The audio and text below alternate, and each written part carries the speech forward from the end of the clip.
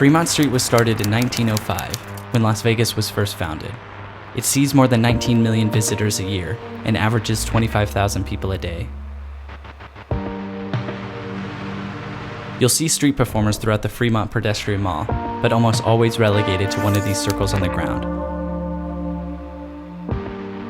This change has only been in effect for 3 years now, and has had some mixed reaction. But is it good for tourists, or is it a fringe on their First Amendment rights? Street performers date all the way back to the antiquity and are still seen around the world in all major cultures. Before modern recording devices, it wouldn't be that uncommon for musicians to earn most of their income from performing on the street, or busking. In Vegas, busking has been a long tradition and is mostly harmless, with people playing instruments and dressing up as popular characters. But policymakers had concern over safety, and Fremont Street was losing tourist interest due to the deteriorating state and rise of crime. With so many people congested in one small area, it can become more difficult to keep safety and walking space clear from performers and guests. From 3 p.m. to 1 a.m., a performer must register for the lottery and win a place on the street. There are 38 spots total and are given out in 2-hour blocks. The system runs every night, and people are given notice in the early morning whether they have a spot to perform.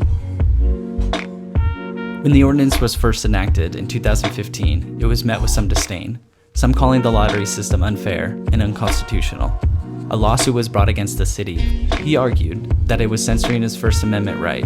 The district judge upheld the ordinance that the lottery system would be a benefit to the area, and added, if a space was available from 3 p.m. to 1 a.m., anyone would be able to use it. There are other rules street performers must follow, like how loud your speaker can play, as well as the distance from entrances, ATMs, and other vendors. But the most important rule for a busker is they may not charge for the service. Everything given must be at free will and at the discretion of the guest through tips and donations. The system isn't perfect, as performers feel the limited space can harm their chances of getting a spot and can cause fights over what space remains. Busking is a Vegas tradition that is here to stay, even with the new regulation put on Fremont Street. So for now, if you have something to express, sign up for the lottery program and go perform.